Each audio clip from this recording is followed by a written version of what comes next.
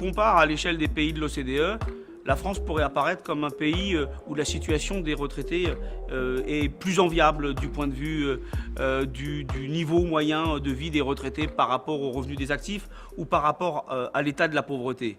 Mais sauf qu'en France, pour 16 millions de retraités actuels, la retraite moyenne pour une femme est 850 €, parce que les différences de salaire dans la vie professionnelle s'accroissent à la retraite, et la différence, c'est 40% en moins. Donc on ne peut pas dire qu'on soit des privilégiés, et la retraite, c'est pas la charité, c'est des droits acquis par des années de travail.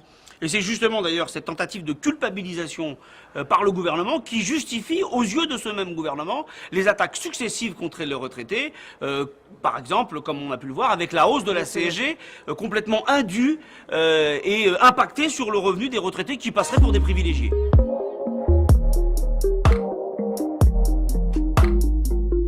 Alors, la retraite par points, c'est ni plus ni moins qu'une réforme politique qui vise à faire baisser l'ensemble des retraites. On ne pourra pas partir en retraite tant qu'on n'aura pas acquis le nombre de points nécessaires. Et en plus, les points ne seront pas à valeur fixe. Et donc, ils varieront au fil du temps. Et donc, on partira en retraite sans prestation définie. Et on pourra voir, au fil des années et de la situation économique, nos retraites diminuer ou baisser. Et voilà. Et pour les fonctionnaires, ce sera une double peine.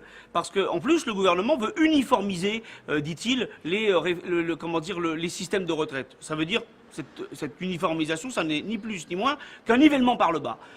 En réalité, aujourd'hui, les pensions de retraite des fonctionnaires sont calculées sur les 6 derniers mois de salaire. Ce que le gouvernement veut faire, c'est au contraire prendre en compte les 25 dernières années.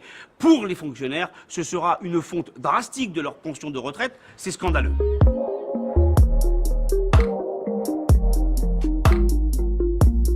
Contrairement à ce qu'on voudrait nous faire croire, la CGT n'est pas qu'une organisation de contestation, nous sommes aussi une organisation de proposition. Et sur la sécurité sociale, sur les retraites, nous avons des propositions.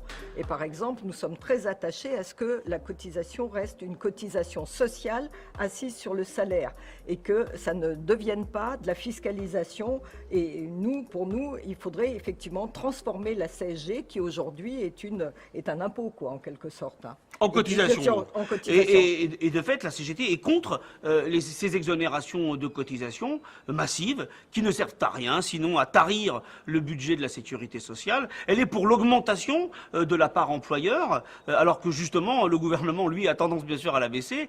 Et surtout, elle est pour la mise à contribution des revenus financiers.